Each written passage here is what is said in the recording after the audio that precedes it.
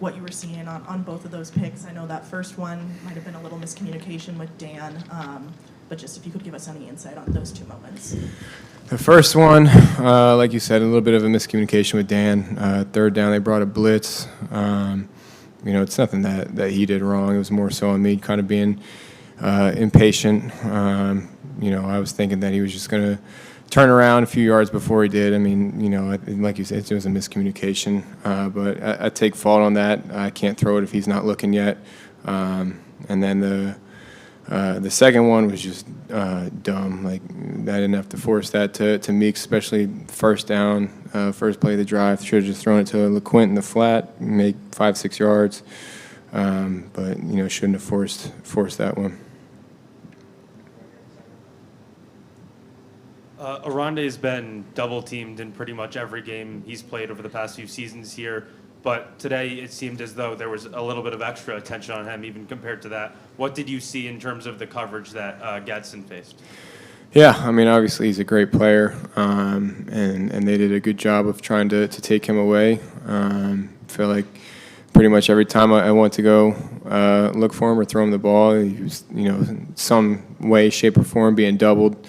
But it opened up other guys, and I think other guys made plays because of their one-on-one matchups. But it's tough, and I have to do a better job of getting him the ball. I think regardless of the coverage, we have to figure out how to get the ball in his hands because obviously when you don't, the offense struggles a little bit.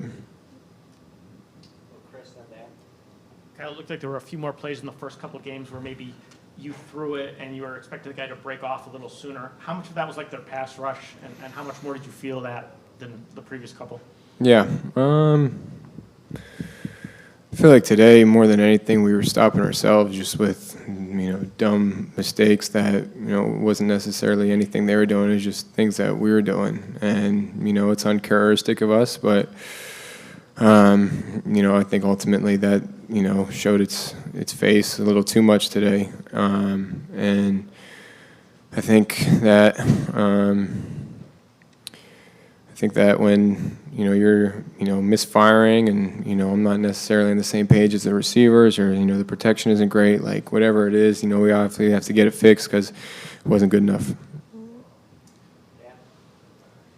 Fran spoke about the fact of trying to get the running game going and that you can't be a successful team if you're going to be one-dimensional and have to be balanced. Just what you can say from your perspective as the leader of the offense, trying to get that going moving forward and trying to create that balance. Yeah. I think that if we can be a little more balanced, I think it would open up really both areas. If we're able to run the ball, I think we're able to pass the ball better. I think that's just, you look at all the great offenses, they're able to do both. And so I think that's, a level we're still working to get to. I think, there's certain things in the run game that I could have done better. Like, if, we had a RPO, could have spit it instead of, hand it off and have a negative play, just things like that. And I don't think it's one person in particular with, why we really weren't able to get the run game going today. Obviously it wasn't good enough. I think we only ran for, 30, 20-something yards. So, it's not ideal.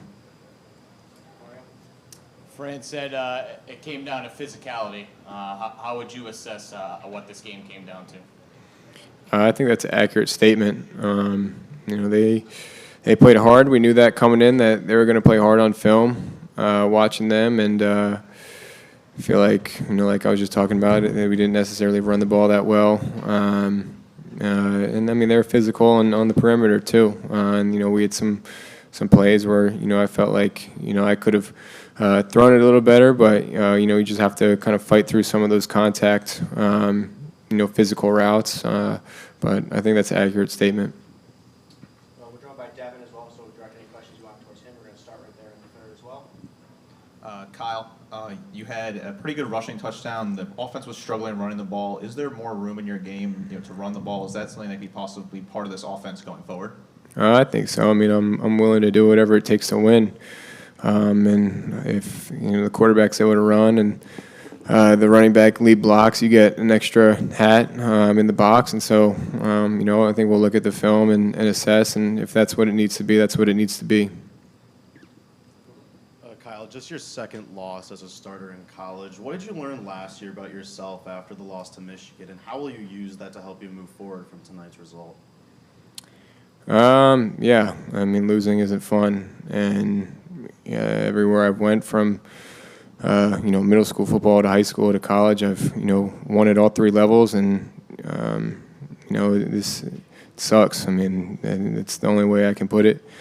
But, going through what I went through last year, obviously, that was probably the biggest college football game last year, in my opinion, and, to lose that teaches you a lot about yourself, teaches you a lot about resiliency, and everything I went through in the offseason ended up here. So I think that we have to use this as motivation. The season, everything we want in terms of long-term goals is still in front of us, but it doesn't mean anything if we don't keep attacking every single day. Because I'd much rather be sitting at 3-0 instead of 2-1. But if this loss, if we use this loss and let it motivate us and, really be hard on the film and get better, then, I think that it's a lesson. Devin, Coach Fran told us that you've moved back into that nickel spot as Justin's moved up to the linebacker role. When did that come about, and when did you know that you were switching back into safety? It was talked about during the week, but it wasn't for sure. Just focusing on both, being able to be available for whatever the team needs, just honestly just focusing on the scheme, and like I said, just doing whatever the team needs.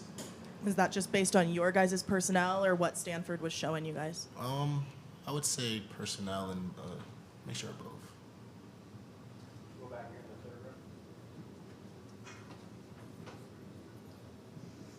Devin, what'd you see on your interception, and did Elijah kind of jumping the pass on the previous play give you a tell that, hey, Daniels is going to make a quick read here? Just vision on the quarterback, I would say. Eyes on the quarterback, knowing what, film, watching film all week, film preparation, and just knowing my job. Eyes on the quarterback, and just going to play the ball, being a ball player, but just making plays on the defense, I would say. Devin, can you just give us your view of that 4th and 9 play that Stanford converted there on what ended up being their winning drive? We know 13 is one heck of a player. We know that on 4th and 9 for the game that they're gonna go to him, and it's just a player made. Clarence Lewis is a great cornerback. He's a great cornerback. So that one play does not define him. So when you have a good player and a good player going against each other, it's just 50-50, you know what I mean? I obviously always have Clarence Lewis against anybody, but it just happened, unfortunately, to go the other way. But he's a good player, so that's all. Dan right in front. Devin, last season you had 5 interceptions for Buffalo. I think it was 6th in the nation. You got your first one with Syracuse. Just what you could say.